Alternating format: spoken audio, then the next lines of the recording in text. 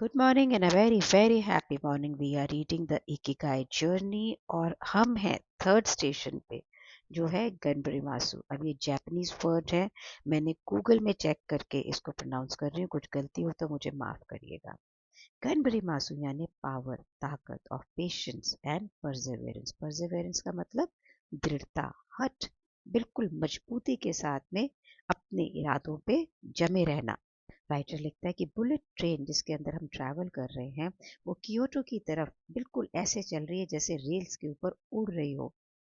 Engineers ने जो हजारों घंटों की मेहनत की, ये उसका फ्रूट है, उसका रिजल्ट है। ऐसे इंजीनियर्स जिन्होंने हार नहीं मानी और उन्होंने एक सपने को आपस में शेयर किया और उस सपने को पूरा किया। परसेवेरेंस यानी हट या दृढ़ता जैपनीज लोगों के मेंटालिटी के अंदर, उनकी वैल्यूज के अंदर दृढ़ता से है। जो जैपनीज कॉमिक्स होती है ना, उसके अंदर ज़्यादातर जो एनिमेटेड शोज होते हैं या लिखा हुआ, तो उसके अंदर जो करेक्टर्स होते हैं ना, जो किरदार होते हैं, वो बचपन के अंदर उनको ये नहीं दिखाते हैं कि उनके अंदर बहुत पावर है। उनके अंदर दिखाते हैं कि जनरली शॉर्ट कमिंग्स होती हैं, कमियां होती हैं, लेकिन उनकी ज़िंदगी का एक पर्पस होता है, गोल होता है, ऑब्जेक्टिव होता है। और उनकी इकिगाई, आपको याद है इकिगाई क्या था? इकिगाई वो चीज़ जो हमारी ज़िंदगी को वैल्यू देती है, जिसके लिए आप जीना चाहते हैं।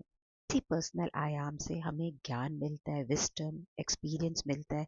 हम कंटिन्यूसली सेल्फ इम्प्रूव करते हैं जब तक कि हम हीरो नहीं बन जाते हैं जिसको हम बनने के लिए निकले होते हैं। तो शॉर्ट कमिंग्स को आगे बढ़ के अपने गोल को प्राप्त करते हैं। और जैपनीज बुक्स बहुत रियलिस्टिक होती हैं, अचीवेबल होती हैं उन कॉमिक बुक्स के अलावा जहाँ पर हीरो ऑलरेडी बड़े सुपर पावर होते हैं। उसके अंदर जो ड्राइव है वो कहाँ से आती है? गुस्से में आती है, एम्बिशन में, मेरे को ये चाहिए, डिज़ायर, रिवेंज की डिज़ायर से आती है। जैपनीज बुक्स के अंदर बहुत सरल और ऐसे कैरेक्टर्स होते हैं जिनमें कुछ कमी होती है और उसके बाद में वो अपनी दृढ़ता से जिंदगी में सफलता पाते हैं। एक और गुण जो जैपनीज हीरो में होता है कि उनकी जिंदगी के जो ऑब्जेक्टिव होते हैं ना, बड़े स्ट्रेट फॉरवर्ड से होते हैं, बिल्कुल सच्चे और सिंपल होते हैं। ग्रेट एम्बिशंस नहीं होती हैं। ये इतना सिंपल भी होता है कि उनकी एक मांगा स्टोरी लाइन है जिसके अंदर लीड कैरेक्टर सिर्फ एक अच्छा सुशी शेफ बनना चाहता है। सुशी एक जापानीज डिश है। या कोई टेलीविजन के अंदर अपने प्रोविंस में अपनी जगह पे एक अच्छा प्रेजेंटर बनना चाह रहा है। टीवी सीरीज है शिनकेनसन गर्ल, उसके अंदर एक पैसेंजर सर्विस अटेंडेंट है जो सर्व करती है। वो सिर्फ जैसे वो कस्टमर को सर्व करती है उसी को इम्प्रूव करना चाहती है। ये बहुत ही सीधे साधे सिंपल से गोल है जिसके साथ हर आदमी अपनी पहचान बनाता है। अरे ये तो मेरा गोल भी है। और फिर दृढ़ता से जब हम इस सिंपल गोल्स को लीड करते हैं तो अचीव करते हैं बहुत ही पर्सनल बड़े माइलस्टोन स्टेप बाय स्टेप। और इस दृढ़ता, इस परसेवेरेंस की जो क्वालिटी है उसके साथ क्या है? पेशेंस यानी धैर्य। सो दृढ़ता और धैर्य जैपनीज अपनी जिंदगी के अंदर हमेशा बहुत ही अ, उसको यूज करते हैं, उसके साथ ही जीवन बिताते हैं। धैर्य से ये मतलब नहीं है कि वो ये वेट कर रहे हैं कि चीजें अपने आप होंगी, लेकिन ये भी नहीं है कि वो ये सोचते हैं कि कोई जादू हो जाएगा। रादर वो धैर्य दृढ़ता के साथ में चलते जाते हैं उस रास्ते पे जो वो सेट आउट होते हैं टू अचीव। कि अगर उनको जो भी चाहिए बिल्कुल पेशेंटली उसके ऊपर चलते चले जाएंगे। जैपनीज प्रोवर्ब है कि अगर आपको किसी चट्टान को हीट करना है तो आप उसके ऊपर 100 साल तक बैठें। If you want to heat a rock, sit on it for 100 years। अगर हर रोज की जिंदगी भी हम जापान में देखेंगे ना उनकी भाषा में, तो परसेवेरेंस, दृढ़ता बिल्कुल आपको उनकी कॉन्वर्जेशन में नजर आएगी। वो इसको यूज करते हैं। तो आप जापानीज सीखते हैं ना, तो जो पहला वर्ड आप सीखते हैं गैनबरी मासु, जिसकी ट्रांसलेशन क्या है? Doing it as well as possible. पहले दो कैरेक्टर जो है ना, वो क्या मीनिंग है? स्टबन यानी दृढ़ता, जिसका मतलब है स्ट्रेच, एक्सपैंड करना। अगर पूरे वर्ड्स को पूरा इकट्ठा करें तो इसका मीनिंग क्या निकलेगा? मेरी दृढ़ता के साथ में मैं स्ट्रेच हूँ, एक्सपैंड हूँ, जितना पॉसिबल हो सकता है, यानी मैं आपको अचीव करूँ जो मैक्सिमम मैक्सिमम पा सकता हूँ। उसका अंदरूनी दिल से जो एक्सप्रेशन है ना, and do it as well as possible. कि जितना अच्छे से आप उसको कर सके उतने अच्छे से करेंगे। इसकी लिटरली ट्रांसलेशन क्या बनती है? जिद में दृढ़ता से रहना, डिटर्मिन्ड रहना, जब तक कि जो चीज़ आप पाने के लिए निकले हैं उसे अचीव ना कर लें। वहाँ के लोग एक दूसरे को एनकरेज करने के लिए, उत्साहित करने के लिए, चाहे वो स्पोर्ट्स है, चाहे वो बिजनेस है, जब भी कोई भी नया चैलेंज फेस करते हैं तो इसी शब्द को यूज़ करते हैं, गनबरी मासू की फिलॉसफी का मतलब है कि रुकना नहीं है जब तक कि अपना ऑब्जेक्टिव आपने प्राप्त नहीं कर लिया। Are you also ready for it? Page number 41 पे बुक जैपनीज प्लानिंग के बारे में कहती है, द 100 ईयर प्लान। नई जैपनीज बुलेट ट्रेन जो कनेक्ट करेगी टोक्यो से नागोया को, यहाँ पे 286 किलोमीटर है, सिर्फ 40 मिनट के अंदर ये 2027 में ऑपरेशनल हो जाएगी। उसकी लास्ट डिटेल तक 2027 तक की प्लानिंग करी गई है। 2045 तक के प्लान कि किस तरह से मैग्नेटिक लेविटेशंस बना के ओसाका में क्रिएट किए जाएंगे, ये भी कैलकुलेट कर चुके हैं कि 2120 में जो ये इन्वेस्टमेंट हो रही है टेक्नोलॉजी में, अब इसके ऊपर कोई भी डेट नहीं रहेगा, उधार नहीं रहेगा, बल्कि ये प्रॉफिट देगा फॉर जैपनीज गवर्नमेंट। तो आप ये सोचो, 100 साल की प्लानिंग करी गई है, पूरे 100 साल की। हम कितनी प्लानिंग करते हैं? प्लानिंग करते तो बीच में गुड़ुम भी हो जाते हैं, है ना? तो यहाँ पे ये सारी एक्सप्लेनेशन क्या है? एक्सप्लेनेशन हमें इसलिए दी है कि हम अपनी जो पर्सनल बुलेट ट्रेन है, आपकी और मेरी ज़िंदगी की, ये इम्पॉर्टेंट है कि हम ये क्लियर करें कि हमारी फाइनल डेस्टिनेशन क्या है, किस स्टेशन पे हमें किस चीज़ की ज़रूरत है, कहाँ पे हम उसे क्या क्रिएट करने हैं। तो जो शिनकेनसेन इफेक्ट है जिसके बारे में हमने पहले पढ़ा, ये कहाँ से ड्राइव होता है? परसेवेरेंस यानी दृढ़ता से, और गनबरी मासू से, यानी जब तक पेशेंस और दृढ़ता के साथ चलते चले जाना, जब तक आप जो चाहते हैं आपको ना मिले। जिसका एक पूरा फार्मूला क्या है? Patience without action leads to passive life. बहुत धैर्य है और एक्शन ही नहीं ले रहे हैं तो पहले पड़े रहो अपना। पेशेंस विद परसिवेरेंस यानी धैर्य के साथ में, दृढ़ता के साथ में चलते चले गए एक्शन में, ये आपके गोल्स को फुलफिल कराता है। यहाँ पे रेफरेंस है स्वीडिश साइकोलॉजिस्ट एंड्रूज एरिक्सन का। उन्होंने रॉबर्ट वूल के साथ में जो बुक लिखी, peak secrets of the new science of expertise, वो पॉइंट आउट करते हैं कि हम इंसान को होमो सेपियंस बोलते हैं, यानी कि इंसान जिसको मालूम है। उनको एक्चुअली क्या बोलना चाहिए? होमो एक्सर्शंस, यानी कि वो इंसान जो प्रैक्टिस करता है।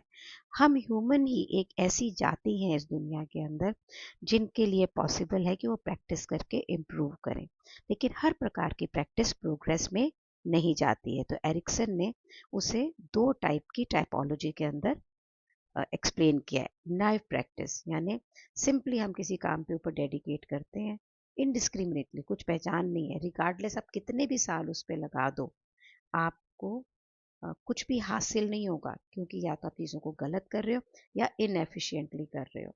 एक है डेलिब्रेट प्रैक्टिस।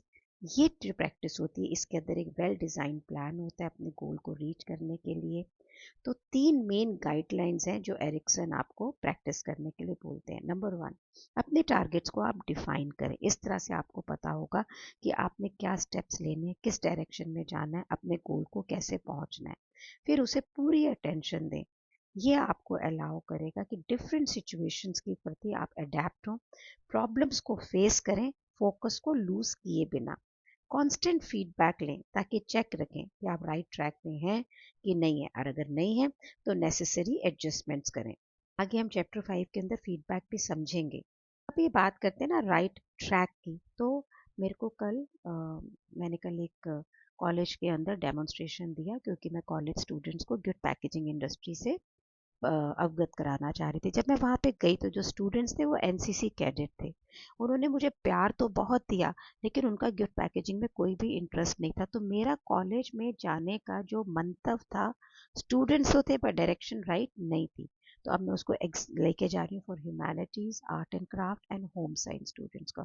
इस तरह से लाइफ में आप जाएंगे ना तो बहुत सारी जगह पे एक्शंस तो होंगे, लेकिन आपको सामने नजर आएगा कि this is not the right path. This is what is saying कि constant feedback, constant full attention, देखना कि whether I am on the track और नॉट।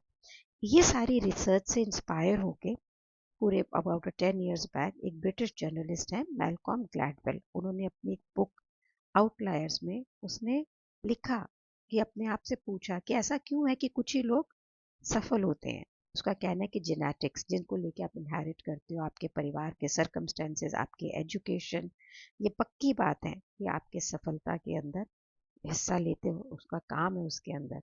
लेकिन उन्होंने ये बोला 10,000 आवर्स की जो प्रैक्टिस है वो ज़रूरी है कहीं किसी भी सफलता को पाने के लिए।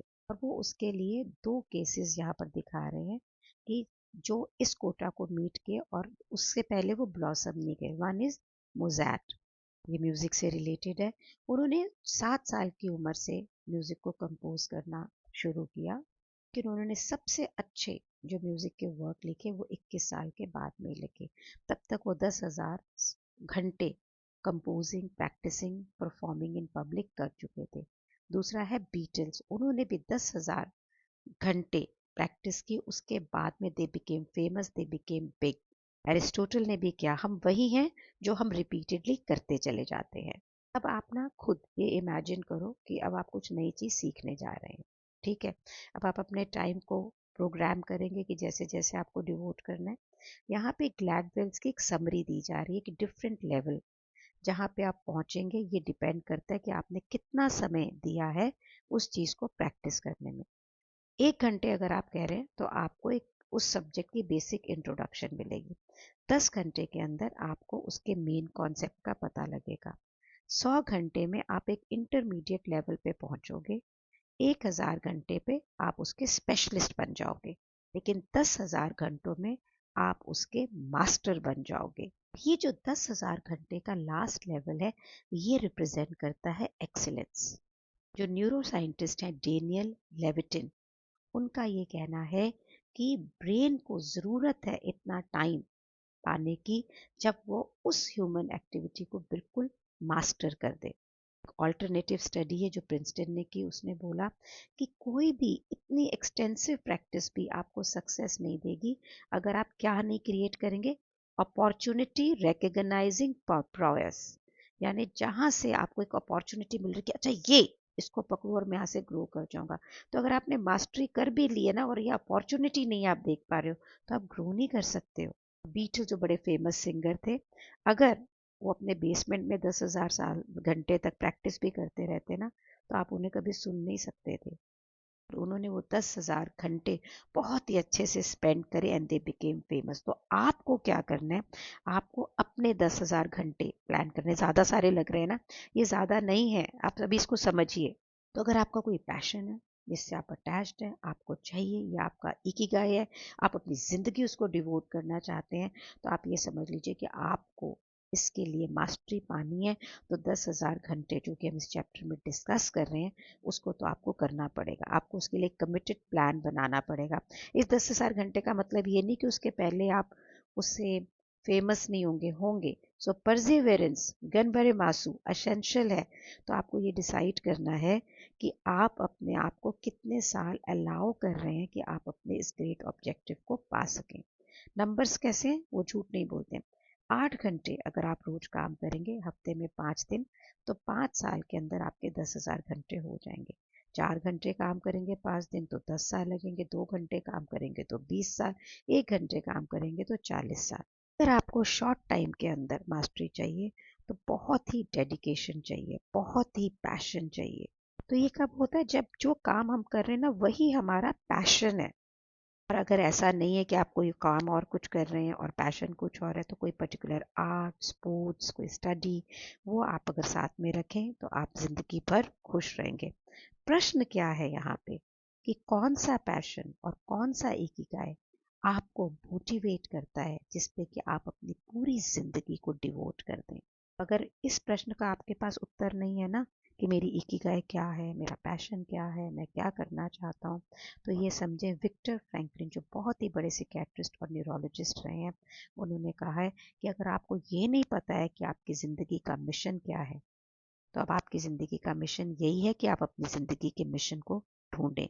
एग्जैक्ट शब्दों को अगर मैं पढ़ूं, if you don't know what your mission in life is, you already have one to find it. So मेरी ज़िंदगी का मिशन है to see India as a gift packaging nation of the world. मेरी ज़िंदगी का मिशन है कि मेरी स्टूडेंट्स बहुत सारे पैसे कमाएं, नाम कमाएं। मेरी ज़िंदगी का मिशन है कि विमेन फाइनेंशियली इंडिपेंडेंट हो जाएं। विश्वास करिए, people tell me you are 62 and you are still working and you love to go to the office. Yes, I do. क्योंकि मेरा मिशन ही मेरा पैशन है। हर दिन हर पल मेरा है, क्योंकि मैं वो करती हूँ जो मैं इंजॉय करती हूँ। आप क्या कर रहे हैं बताइए। ढूंढें अपनी इकिगाई और फिर परसिवियरेंस के साथ में, पेशेंस के साथ में जुट जाएं उसको जीने का। जब आप जो कर रहे हैं ना उसको एंजॉय कर रहे होते हैं तो ये 10,000 घंटे तो कुछ भी नहीं लगते। मैं 20 साल से इस इंडस्ट्री में हूँ और ऐसे लगता है और क्या करूँ और क्या करूँ और क्या करूँ। आप खोजिए ऐसा पैशन, जिंदगी बदल जाएगी। Thank you so much for being in my life. Thank you so much. आपके साथ हर दिन एक नया दिन है।